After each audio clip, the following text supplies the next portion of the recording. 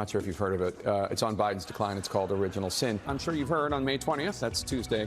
Original Sin. That's coming out in 3 weeks. On May 20th. That's just 19 days away. In 1 week and 1 day. Coming out in just a few days. Comes out Tuesday. You will not believe what we found out. Don't news people have to tell you what they know when they find it out? Isn't that the difference between news and a secret? You won't believe what we found out. No, that's why I'm watching. Breaking news in a week. So, what is this bombshell book about? A new book is outlining new claims about former President Biden's physical and mental health. The book, Original Sin, claims Biden's health had become so severe that there were internal discussions about putting the president in a wheelchair. He allegedly was napping during debate preparations. Another bombshell. Former President Biden apparently forgot the name of his longtime aide, Jake Sullivan, and called him Steve. My God!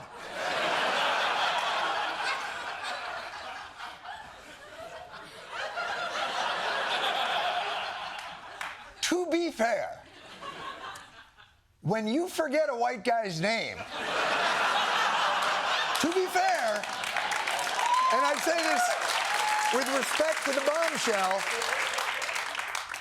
Steve is not a bad guess.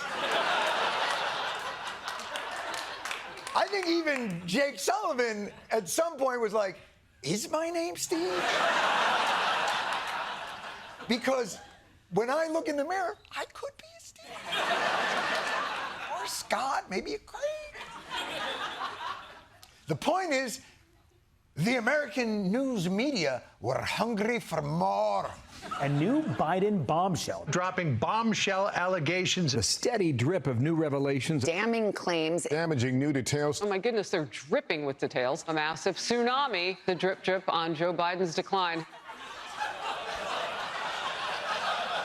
My God, Fox News built an entire Biden sucks border wall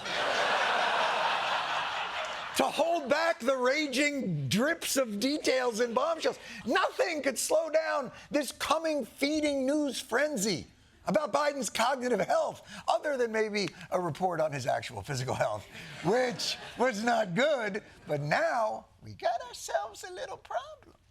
You've prepared an entire smorgasbord. Smorgasbord.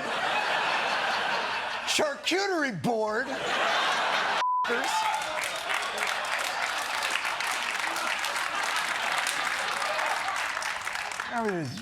know what I'm talking about, meat and cheese. You know what I'm talking about. Entire smorgasbord based on what you thought would be a relatively uncomplicated story about mental decline. News has the countdown clock. They got the book graphics. They got the CNN Happy Meal tie-in toys. But now, doing the story seems almost disrespectful. Can CNN thread the needle?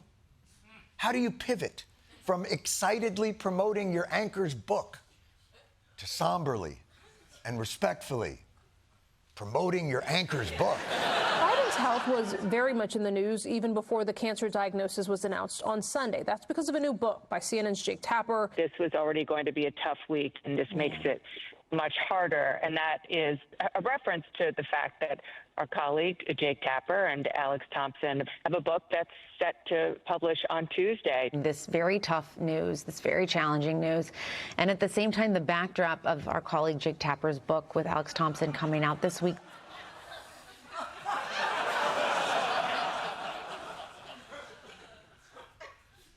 It's so hard. It's such a difficult time, so unfathomable in terms of the pain this family must be feeling. And yet, if you act now,